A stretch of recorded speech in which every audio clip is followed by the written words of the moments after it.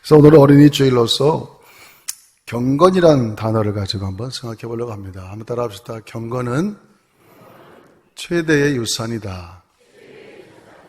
아이들을 우리가 유아살이 할 때 이렇게 주로 서약을 받습니다. 당신의 자녀를 하나님의 말씀대로 잘 양육하겠습니까? 그러면 부모님들은 대답하죠. 예. 당신의 자녀를 하나님으로 알고 하나님 앞에서 살도록 잘 키우겠습니까? 예. 대답하죠. 세 번째로 하나님을 위하여 사는 아이를 키우겠느냐?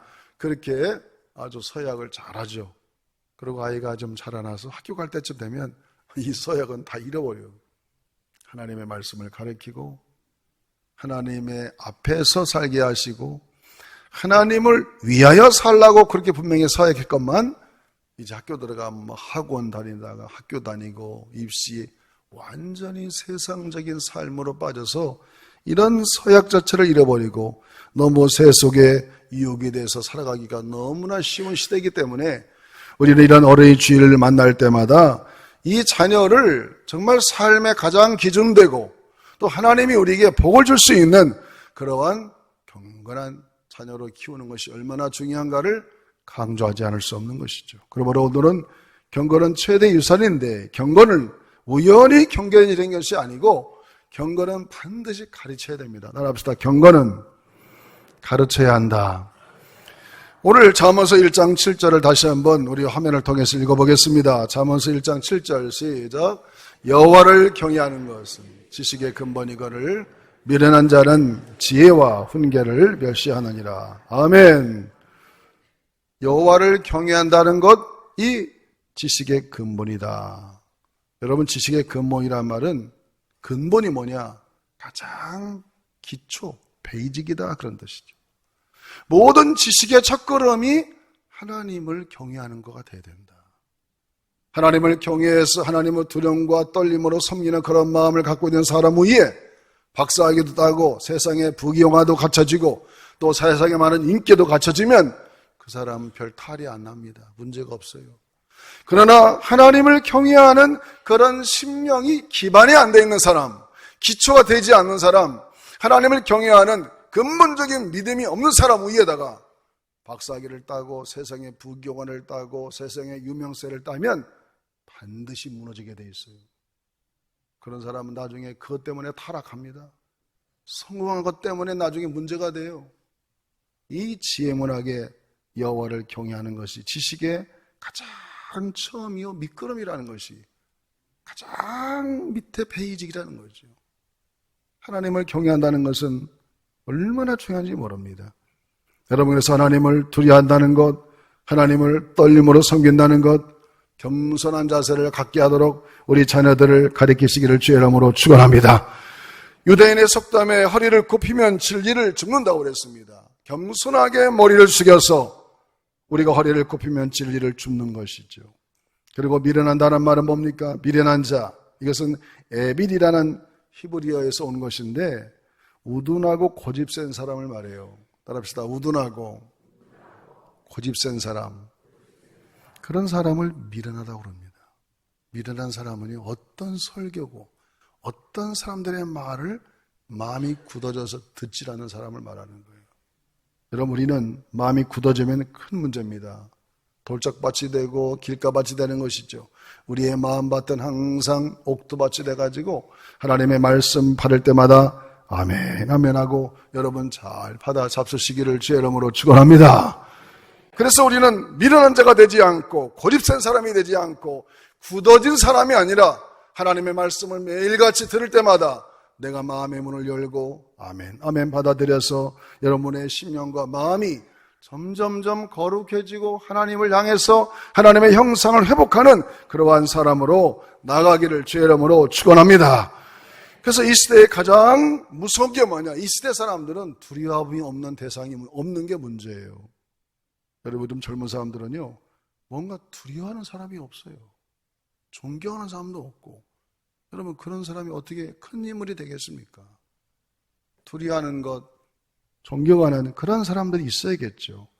그래서 우리가 하나님 앞에 하나님을 두려워하고 하나님을 때로는 존경하고 예수님을 날마다 생각하는 그런 사람들로 잘 기도해야 되고, 웨스트민스터의 신앙의 제1조의 교육에 의하면 사람은 하나님을 경외하는 데에 제1의 목적이 있다. 인간이 인간 되려고 하면 제1의 목적이 뭐냐? 하나님을 경외하는 사람으로 만드는 것이 제일로 중요한 것이라 이거죠. 여러분, 요셉 같은 사람, 그는 하나님을 두려워했습니다. 그래서 보디발의 아내가 끊임없이 유혹하지만은 하나님은 안 보이죠. 보디발 아내 눈에는. 그러나 요셉의 눈에는 항상 하나님 앞에서 살아가기 때문에 내가 어찌 이 큰 악을 행하여 당신 남편에게 악을 짓는 것보다도 내가 믿는 하나님 앞에 득지하리요. 그럴 수 없습니다. 그렇게 신앙을 고백하고, 내가 억울한 누명을 써서 감옥에 갈지언정, 내가 거기에서 억울한 누명으로 죽을지언정 하나님 앞에서 내가 죄를 범할 수 없다고 하는 이런 고람되고 하나님 앞에서 살아가는 경건성, 이것이 요셉을 요셉되게 하고 요셉을 더 큰 인물로 만드는 하나의 계기가 되었다. 할렐루야. 그러므로 우리는 경건이라는 것은 내가 가만히 있어서 세워지는 것이 아니고, 경건은 자꾸 훈련을 쌓고, 우리는 경건치 않은 삶으로 살아왔다가 예수를 만난 뒤에 하나님을 알게 되므로 하나님을 두려워하는 마음으로 우리 마음속에 가득 있어서 내가 하는 모든 일이 이것은 하나님이 기뻐하는 일인가, 이것은 하나님이 싫어하는 일인가, 이렇게 구분을 해서 하나님을 항상 의식함으로 여러분의 마음속에 경건한 삶을 살아가는 우리 모두가 되기를 주의 이름으로 축원합니다. 둘째로는 부모는 경건해, 부모님의 경건이 우리 자녀들에게 자동적으로 전달된다는 거예요. 따라합시다. 부모들의 경건이 자녀들에게 전달된다. 오늘 잠언서 1장 8절을 다시 한번 읽어보겠습니다. 잠언서 1장 8절 같이 읽어봅니다. 내 아들아, 내 아비의 훈계를 들으며 내 어미의 법을 떠나지 말라. 사랑하는 아들과 딸들아, 내 아비의 훈계와 내 어미의 법을 떠나지 말라. 그러니까 경건하게 사는 아비 어미의 그 말과 그 행동과 그의 모든 의식을 자녀들이 잘 따라가야 된다, 그런 얘기죠. 여러분, 부모님이 경건하고 가정에서도 경건성을 유지하고 또 경건하게 살아가는 사람은요, 그 자녀가 그렇게 닮아가게 돼 있어요. 그래서 교육이란 말은, 교육은 말이 아니고 보여주는 것이다, 그런 말을 하는 것이죠. 따라합시다. 교육은 말이 아니고 뭐라고요? 보여주는 거에 교육이에요. 여러분이 교회 올 때 자녀들이 어렸을 때 보면 엄마 아빠가 주일날 무슨 옷을 입나, 아니 속옷을 갈아입었어도 애들이 안 나가잖아, 있잖아요. 다 하잖아. 우리의 몸을 다 합니다, 부모들이. 오늘 주일날 무슨 옷을 입었나, 오늘은 어떻게 어떤 마음으로 교회를 가는가, 그리고 예물을 어떻게 준비하는가, 아이들은 다 알아요. 말은 안 하지만 아이들이 다 체크하고 있어요. 그걸 매주마다 보는 거죠. 그리고 일생에 지나고 우리가 세상을 떠났을 때 여러분의 자녀들의 입속에서 우리 엄마는 참 훌륭한 믿음의 어머니였어, 우리 아버지는 참 하나님을 사랑하는 아빠였어, 나는 엄마 아빠의 믿음을 따라갈 거야, 그렇게 하면서 여러분의 자녀들 입에서 부모님을 자랑하는 그런 경건한 가정을 이루시기를 축원합니다. 만약에 이 세상을 떠나서 우리 자녀들이 아유 우리 아빠는 가짜였어, 우리 엄마는 말이야 교회 가서는 뭐 대단한데 집에 오면 엉망이었어, 여러분 이렇게 평가하면 어떻게 하려고 그래요? 그렇게 되면요 그 사람은 인생 실패자입니다. 그래서 우리의 경건이 가정에서뿐만 아니라 교회에서, 사회에서 저 사람은 정말 하나님의 사람으로서 틀림이 없다, 그러면 그게 자동적으로 자녀들에게 전이가 돼서 언젠가는 그걸 깨달아. 정말 장례식장에서 하더라도 엄마, 내가 그동안 방탕으로 살았지만 어머니가 세상을 떠나고 보니 내가 잘못한 걸 알게, 이제라도 내가 어머니의 길을 따라 신앙의 길을 가겠습니다, 이렇게 회개하는 것을 제가 간혹 봅니다. 여러분, 그러므로 우리가 하나님 앞에 경건성을 가지고 하나님 앞에 잘 살아가면요 자녀들은 다 보고 있고 생각하고 있고 느낌이 있단 말이죠. 여러분, 창세기 5장에 보면은 아담에서부터 노아까지의 척보가 나옵니다. 누가 누구를 낳고 누가 누구를 낳고 그 사람은 언제 죽었다, 또 누가 누구를 낳고 누구는 언제는 죽었다, 이렇게 낳고 죽었다 하다가 에녹이라는 인물 기사가 나오면서 갑자기 문장이 세 문장을 에녹에 대해서 간략하게 기록해 놓았어요. 한번 읽어보겠습니다. 창세기 5장 21절부터 24절까지. 창세기 5장 시작. 에녹은 65세에 무드셀라를 낳았고 무드셀라를 낳은 후 300년을 하나님과 동행하며 자녀를 낳았으며 그는 365세를 살았더라.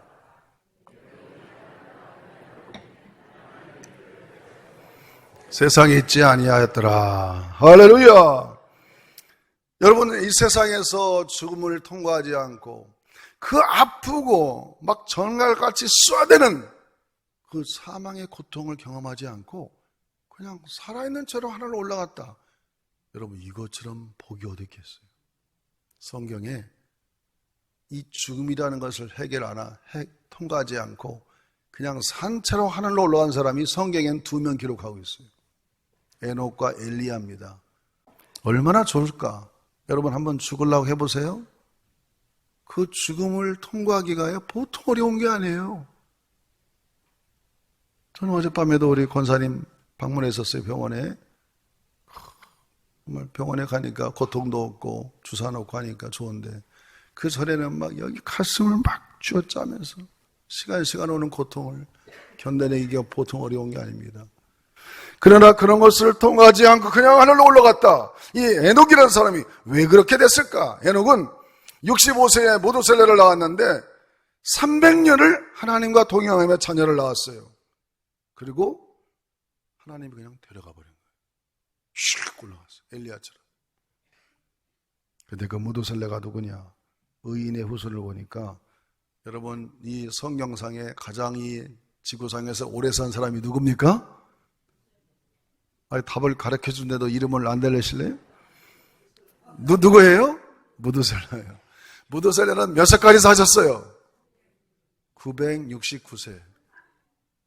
아이고 목사님 100세도 지루한데 900년 어떻게 산대요? 여러분 지금이야 이 100세 살기가 막 봄, 여름, 가을, 겨울에서 힘들지 노아 시대 이전에는요 이 지구가 사는 환경이 공룡도 살았고 창조과학자들에 의하면 너무너무 환경이 좋아서 1000년을 살았다는 거예요. 원래 우리 인간은요 죽지 않게 태어난 거예요. 만들었어요 하나님이. 이 죄라는 놈이 와가지고 우리가 죄 때문에 사망이 온 것이지 만약에 이 우리가 사는 에덴 동산에 죄가 안 왔더라면 우리는 죽음이라는 걸 모르고 살 거라고요. 그런데 이 죽음이 죄 때문에 와서 살다가 이 무드셀라는 969세까지 살다가 하늘로 올라가고 무드셀라의 후예가 누구냐? 바로 노아가 되는 것이죠.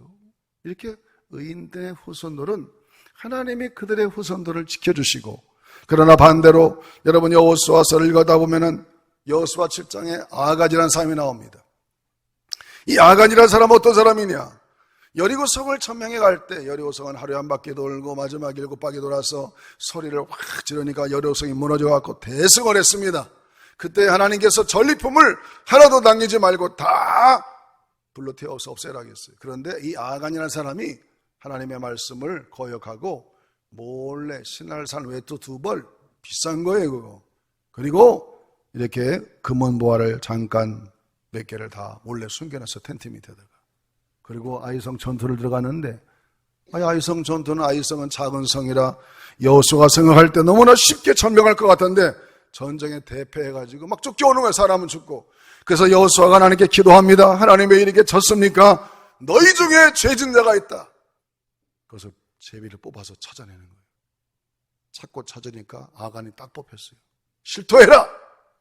그랬더니 그 얘기를 실토하면서 아버지 하나가 죄를 지었는데 이 아간의 모든 자식들까지 다 돌에 맞아 죽었습니다. 그 아간이 잘못함으로 그 가족 전체가 돌에 맞아 죽었어요. 그리고 아이성을 점령해 가는데 승리를 주신 것이죠. 그 다음 이 아간이 누구냐?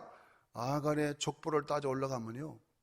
아브라함의 조카 롯이 수동성에 살다가 엄마는 송기둥되고 그 며느리들과 상관하여 자식을 낳아가지고 족장을 만든 그 사람들의 후예다 이거예요. 그러니 여러분 경건한 자손들의 후예와 경건치 않은 자손들의 후예는 이렇게 대를 가도 뭐가 갈려진다 이거죠. 여러분, 그러므로 우리는 하나님 앞에 정말 소홀함이 없도록 하나님을 두렵고 떨림으로, 따라합시다. 하나님을 두렵고 떨림으로 잘 섬기자. 그것이 자녀들에게 최고로 위대한 유산을 물려주는 거예요. 만약에 그런 심령과 그런 믿음이 없이 많은 재산을 물려주고 또 많은 걸 물려줬다, 하루아침에 다 거덜날 수 있습니다. 그러나 하나님을 섬기는 마음, 하나님을 두려워하는 마음, 교회를 사랑하는 마음, 예수님의 은혜를 기억하고 감사하는 마음, 이러한 신앙의 기본에 태어서 그 바탕 위에 많은 것들을, 그 생명들이 얹게 되면 오히려 그 사람은 빛나는 인생이 될 줄로 믿습니다. 여러분, 요셉 보세요. 요셉이 그렇게 경건한 신앙을 가져가지고 한 나라의 총리지만 그때 당시 애굽은 세계 전체에 오늘날 미국 같은 나라였는데 그 지역의 모든 나라들을 살리고 형제도 살리고 역사에 길이 남는 위대한 인물로 하나님이 그를 세워준 것처럼, 여러분, 그러므로 우리 모두가 다 하나님 앞에 경건한 그런 마음과 그런 삶을 통하여 우리 자손들 만대까지 경건성을 유지하도록 경건을 물려주는 그런 분명한 가치관을 가지고 살아가시기를 주의 이름으로 축원합니다. 마지막 세 번째로, 성경이라는 것은 경건한 가정을 만들어줍니다. 따라합시다. 성경은 경건한 가정을 만들어준다. 그래서 오늘 본문 말씀 보니까 잠언서 1장 9절에 이렇게 말씀하십니다. 잠언서 1장 9절 같이 읽어봅니다. 잠언서 1장 9절. 이는 내 머리에 아름다운 관이요 내 목에 금사슬이니라. 여러분, 성경을 열심히 가르치고 열심히 읽고 성경을 내 마음에 늘 새기는 사람은 결국에 그 사람은 아름다운 관을 씌워주시고 금목걸이를 걸어준다, 그런 얘기죠. 여러분, 하나님의 말씀인 성경을 사랑하시기를 주의 이름으로 축원합니다. 그래서 가정에서 하나님 말씀을 선포하고 하나님 말씀을 가르치고, 그래서 하나님 말씀대로 살아가도록 우리 자신부터 부모로부터 하나님 말씀을 사랑하고 교티하고 말씀대로 살도록 노력하고 또 그런 것을 자녀들에게 잘 가르치면 결국에는 그것이 성경이 살아 움직이고 말씀이 살아 움직여서 우리로 하여금 아름다운 관을 씌워주고 내 목에 금사슬을 달아주는 그런 존귀한 날이 반드시 온다는 겁니다. 할렐루야! 이게 성경의 위대한 능력이라 이겁니다. 그래서 우리는 하나님의 말씀을, 오늘 잠언서 22장 6절 말씀을 다시 한번 읽어봅니다. 잠언서 22장 6절 말씀 시작. 마땅히 행할 길을 아이에게 가르치라.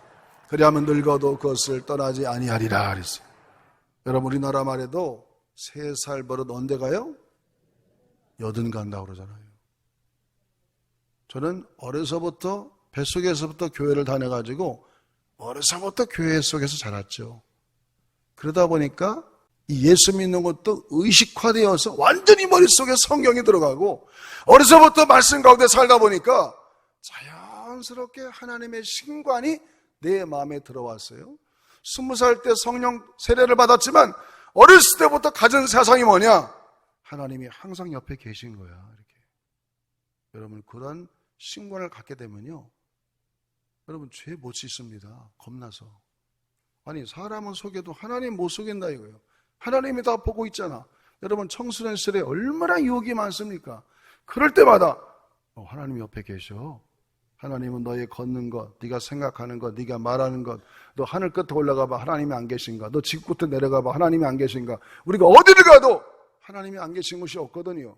하나님을 속일 수가 없어요. 하나님을 피할 수가 없어요. 그러니까 이 세상의 많은 유혹 가운데서도 어려서부터 신관을 팍 집어넣으면 이 아이들이요, 바르게 살 수밖에 없는 거예요. 여러분, 그러면 성공하는 거 아닙니까? 원래는 청소년 시절에 얼마나 타락을 많이 합니까? 그러나 어려서부터 하나님 말씀으로 너 하나님은 살아계시다. 너 행동 다 보고 계셔.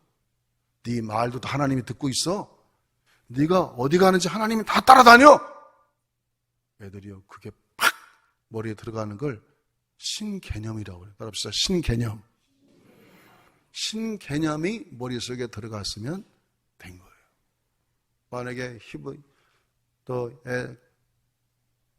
히브리 왕 중에 히스기야 왕이라는 사람이 므낫세가 12살 때 왕을 불려줬는데 그 신개념이 있는가를 테스트해 봤어야 돼요. 만약에 신개념이 없다, 왕을 물려주면 안 돼요.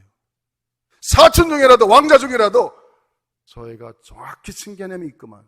그 아이를 앞으로 왕으로 세워라. 이렇게 유언했어야 되는데 아들이니까 왕권을 줬다가 나라가 한 반세기 동안 완전히 망쳐버린 거예요. 여러분 어린 자녀들 마음속에 이 신개념 하나님이 정말 살아계시고 시퍼렇게 우리를 다 도와보고 있다. 이걸 분명한 의식을 갖도록 여러분 우리 모든 자녀들에게 성경을 가르치기를 주의 이름으로 축원합니다. 성경에 보면요 그렇지 않은 자녀들이 너무나 많아요. 여러분 엘리 제사장 알죠? 엘리라는 요즘 말하는 목사님이에요. 엘리에는 두 아들이 있었습니다. 홈리와 비느하스가.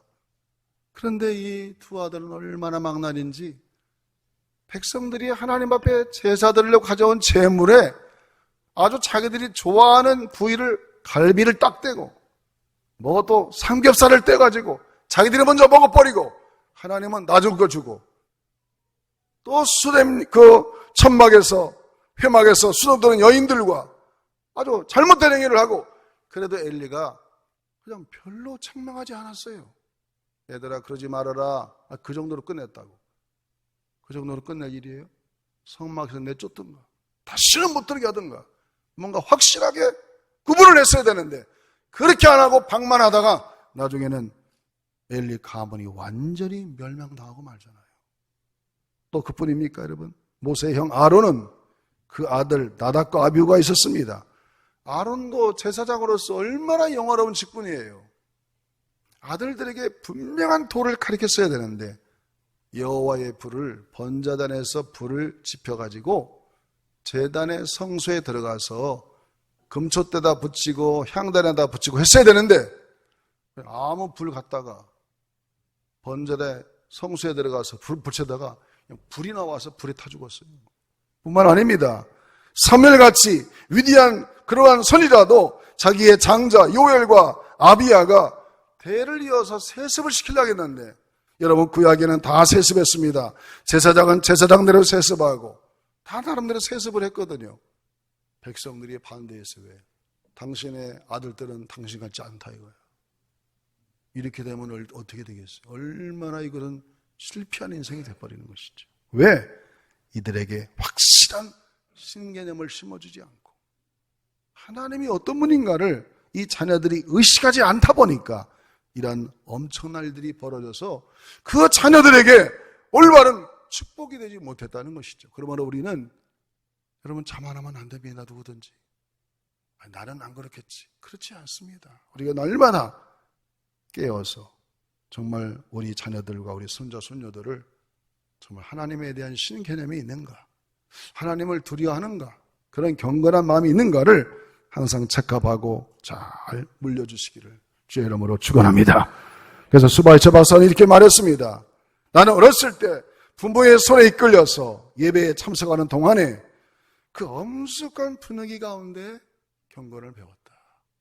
어려서부터 자녀들을 교회에 데리고 와서 예배를 드리는 걸 보여주고 그 예배 가운데 하나님의 임재를 느끼게 해서 어려서부터 경건성을 배워가도록 그렇게 잘 가르쳐서 우리 교회 모든 자손만대 천대까지 여러분의 가정에 경건의 역사가 유산처럼 물려가는 그러한 우리 모든 성도들 되시기를 주의 이름으로 축원합니다.